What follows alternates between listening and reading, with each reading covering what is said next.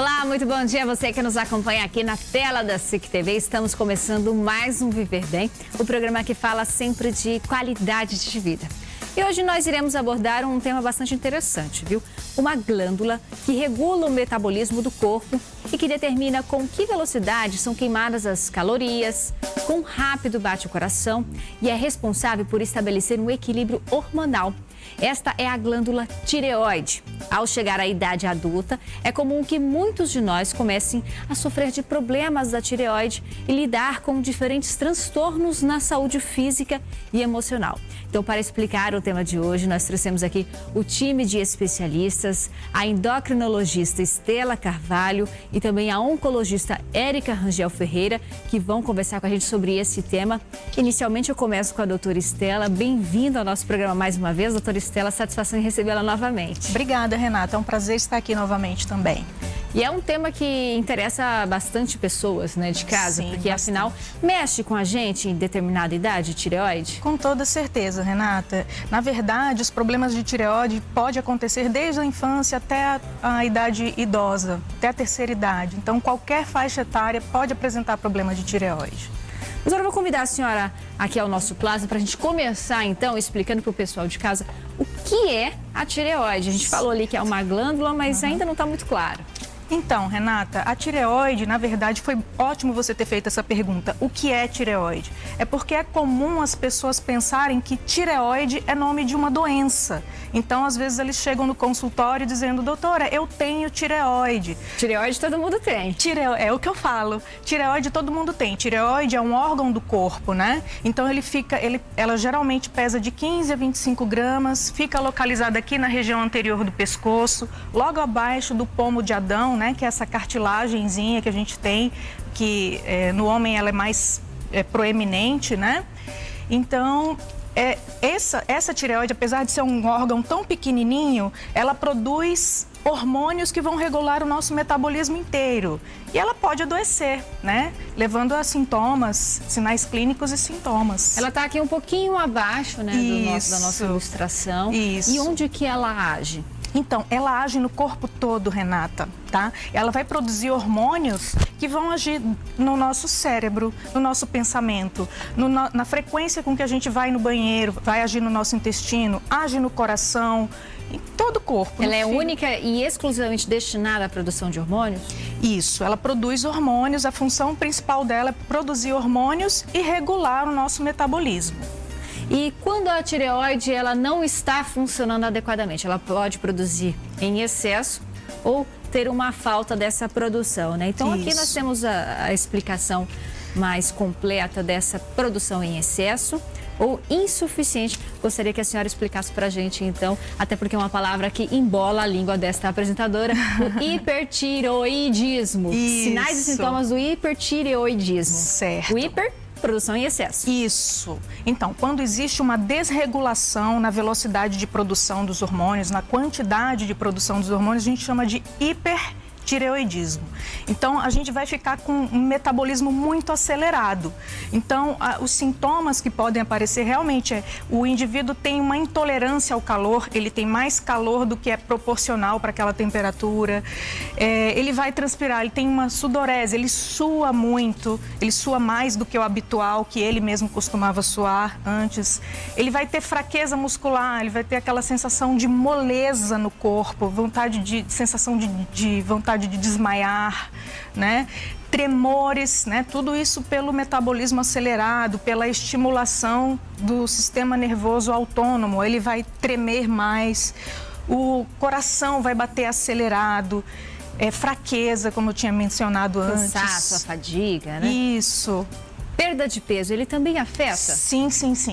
O hipertireoidismo vai levar, como o metabolismo está muito acelerado, está tendo muito gasto calórico e está tendo acometimento, no caso, até a própria musculatura ela fica mais frágil.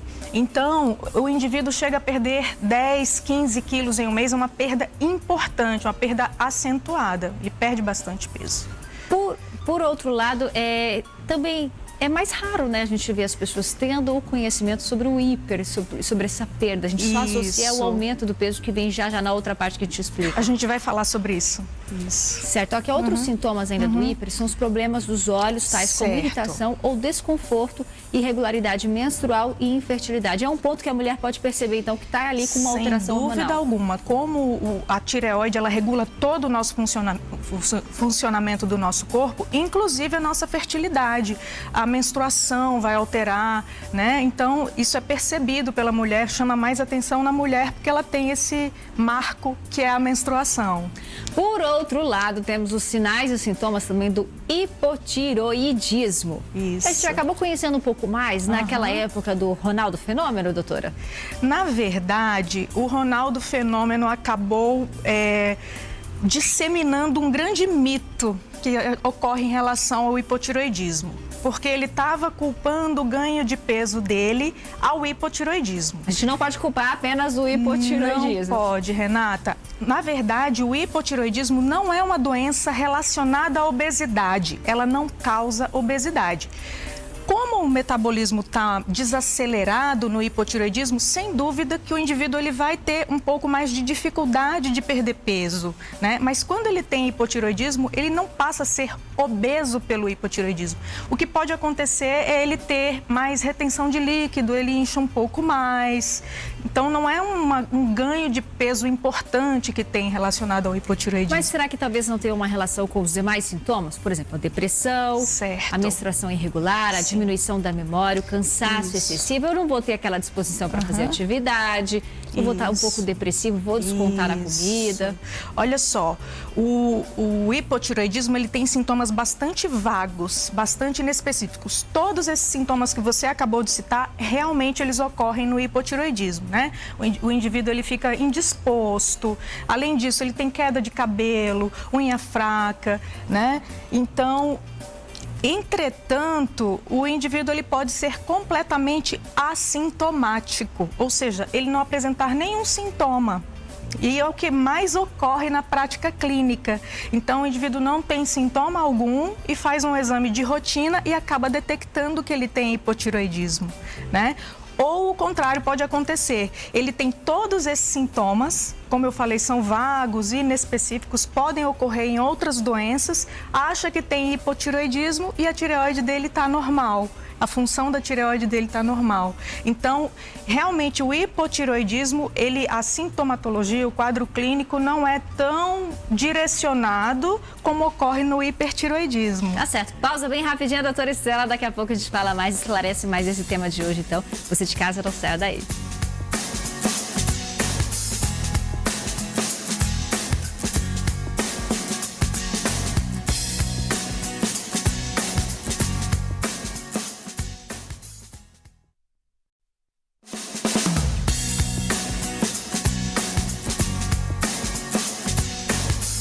De volta com o Viver Bem, hoje falando sobre os problemas da tireoide. Estamos conversando com a doutora Estela Carvalho, ela que é endocrinologista.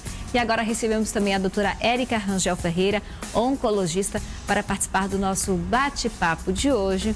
E eu quero saber então das doutoras, doutora Estela, como a gente pode diagnosticar problemas da tireoide, seja o hiper, o hipo ou outro tipo de alteração? Certo. No hipertiroidismo, como os sintomas são mais marcantes, geralmente o paciente vai apresentar aquelas queixas que a gente discutiu agora há pouco, né? Excesso de suor, tremedeira, agitação, insônia, irritabilidade. Nesse caso, ele deve procurar um médico, de preferência um endocrinologista, e vão ser realizados, além do exame físico, a anamnese, que é a conversa com o paciente, exames de sangue, né? A dosagem dos hormônios tiroidianos. No caso do hipotiroidismo, claro que a gente também citou aqueles sintomas todos que são mais arrastados, né? Então, o paciente vai ter aquela lentificação, ele vai ficar mais lento, indisposto. Deve procurar um médico para também realizar os exames de tireoide. Certo, e olha, a nossa repórter Maiara Leone foi ver na prática como é um exame de ultrassom de tireoide, um dos exames que também pode auxiliar em diagnósticos. Vamos conferir. Olá, doutor, tudo bom? Tudo bem? Bom, gente, hoje eu vim aqui fazer o exame da tireoide. Doutor, nunca fiz esse exame. O que eu preciso fazer? O exame é super tranquilo, Mayara. Pode deitar aqui, por favor. Vamos lá, então.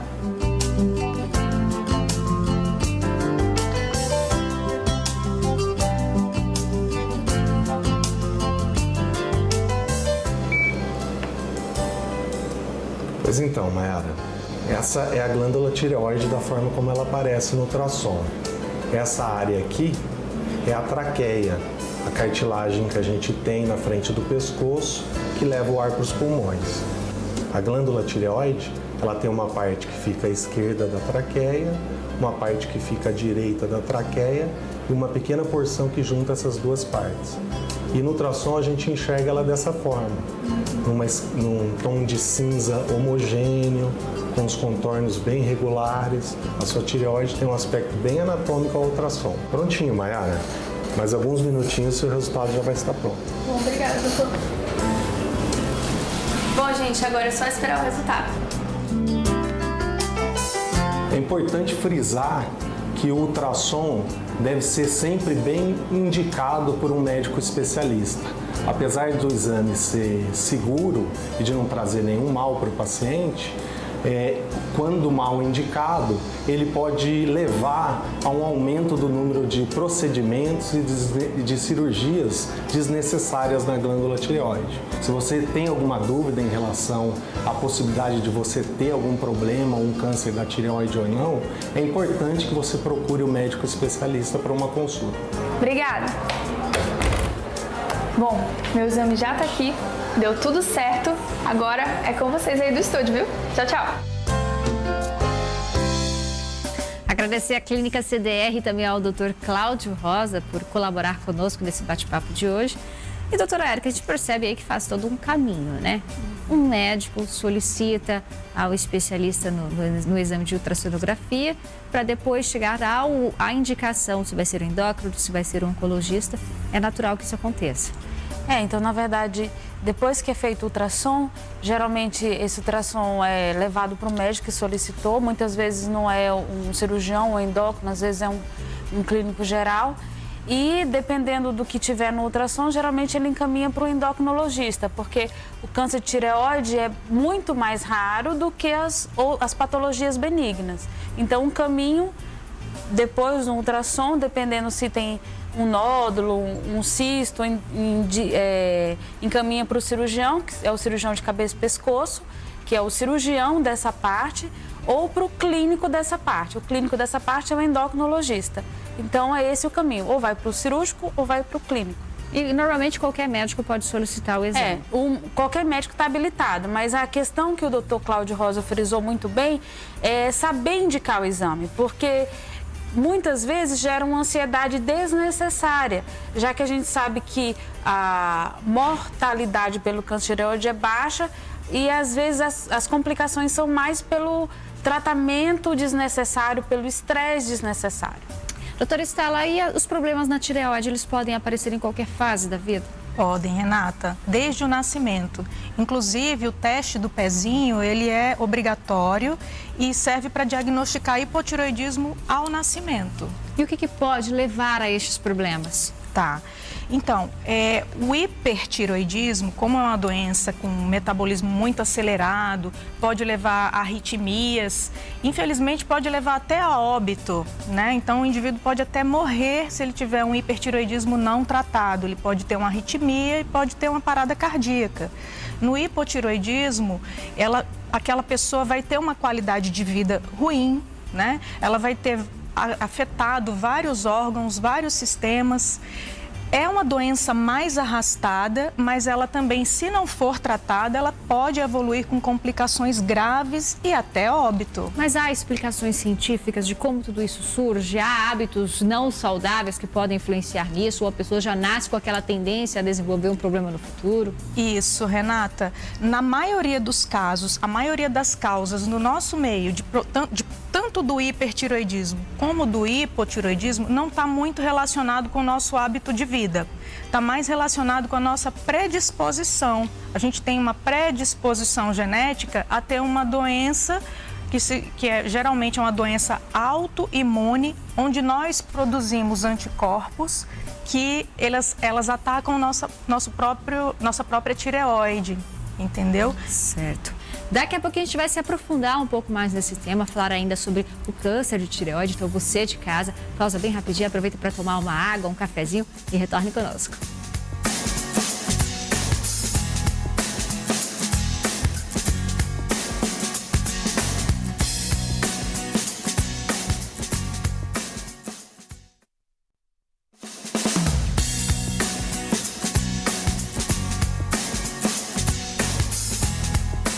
De volta com o Viver Bem, hoje falando sobre os problemas da tireoide.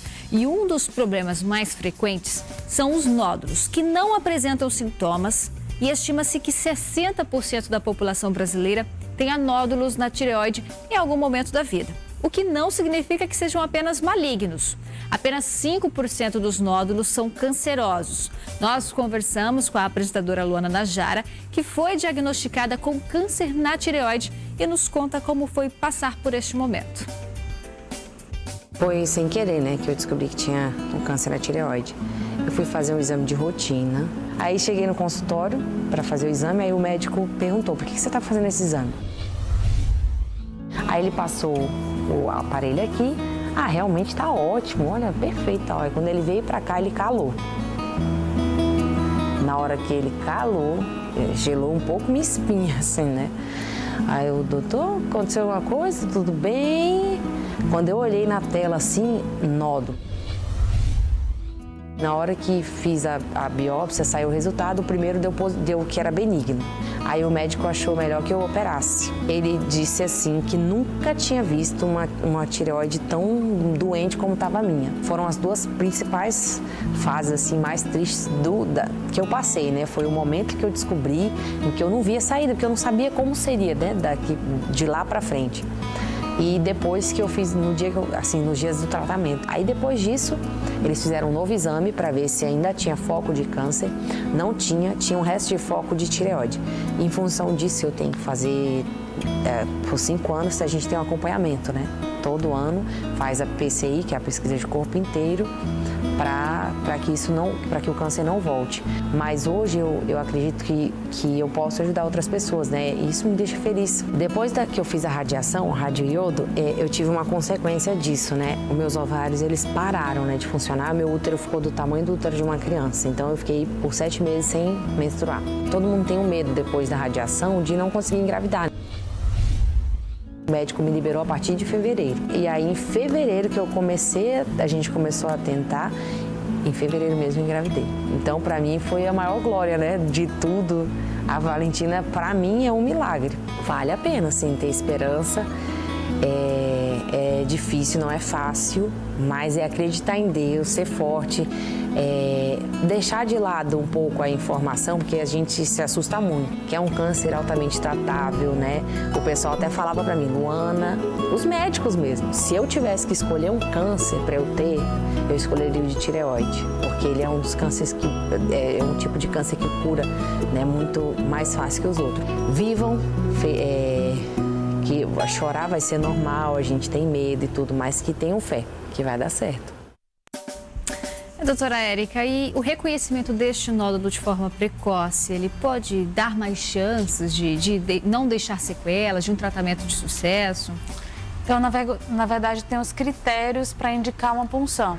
Então, se você tem um nódulo abaixo de 1 centímetro, geralmente você não precisa puncionar, porque não tem a chance dele dar maligno ou desse tratamento impactar na qualidade de vida, na sobrevida do paciente é muito baixa. Então, a biópsia guiada por agulha, ela está indicada nos nódulos acima de 1 centímetro, isso no geral. Se o nódulo está entre 0,5 e 1 centímetro e a paciente tem uma história familiar positiva, às vezes vale a pena fazer a biópsia. Mas, como você mesmo falou, 60% quase vai ter nódulo, então a gente precisa saber quem que a gente precisa biopsiar, porque a biópsia também é um procedimento invasivo. Eu vou com uma agulha, tudo bem que a chance de complicação é pequena, mas não deixa de gerar um estresse, não deixa de ter a chance de complicação. Então, o mais importante é saber quando deve biopsiar. Se tem um nódulo, ótimo, mas esse nódulo precisa de biópsia? Essa é a grande questão. E só a partir dessa biópsia e último caso que vem a cirurgia? Então, primeiro passo é a biópsia. Então é assim, fez o ultrassom tem nódulo. Esse nódulo vai precisar de biópsia ou não? Se ele precisar de biópsia, se der positivo, vai para a cirurgia. Se der negativo, tem casos que precisa continuar acompanhando ou então repetir. Ou, às vezes, já dá por satisfeito e faz só ultrassom anual ou semestral. Apalpar essa região do corpo é uma forma de repente, identificar que tem ali um problema, um sinal? Então, a tireoide é fácil de ser palpada porque tem esse referencial do pomo de Adão, que as pessoas falam. Então, ela fica aqui abaixo. Então, é fácil de você ver alguma alteração e de você palpar. Só esse movimento aqui, em cima da clavícula, você vai aqui na clavícula e aqui tem o osso, você vai aqui em cima, é a região da tireoide. Tem muitos pacientes que têm a tireoide crescida e não tem nódulo, não tem doença. É por uma questão de, às vezes, hereditária ou por falta de um nutriente, entendeu? Então, a palpação não é importante você conhecer seu corpo como um todo, mas nem sempre uma palpação normal quer dizer que não tem nada. Doutoras, e o tratamento dos nódulos da tireoide? Ele vai ocorrer com o oncologista, vai ocorrer com o endocrinologista? Como é que é essa participação dos especialistas? Então, Renata, na maioria dos casos, o nódulo é tratado pelo endocrinologista. Então, em raras ocasiões, o endocrinologista vai precisar encaminhar para o oncologista. A maioria dos nódulos é benigna, então ela requer apenas um acompanhamento na grande maioria dos casos, né? O acompanhamento anual com ultrassom para ver se houve alguma modificação naquela imagem, naquele nódulo. E quando o nódulo é canceroso, o tratamento é cirúrgico, é cirurgia e em alguns casos ele pode ser complementado com o radiodo, que foi um tratamento ao qual foi submetida a apresentadora Luana, né? E o radiodo, ele tem que ser muito bem indicado. Também a gente não pode indicar, não é indicado em todos os casos de câncer de tireoide, porque também não é um tratamento inócuo, apesar dele não gerar tantos problemas como a população pensa. Então, muito raramente vai causar infertilidade, tá? Geralmente, mesmo depois de ter sido submetida ao radiodo, a paciente vai poder, depois de um tempo, engravidar. Tá bom? Agradecer a participação das duas no nosso programa de hoje, que falou sobre os problemas na tireoide. A você de casa que sempre nos acompanha aqui na tela da SIC TV. Sábado que vem nós estamos de volta. Nosso tempo é curto, viu, doutoras? Mas o espaço está aberto para retornarem em outra ocasião. Tchau, gente. Até sábado.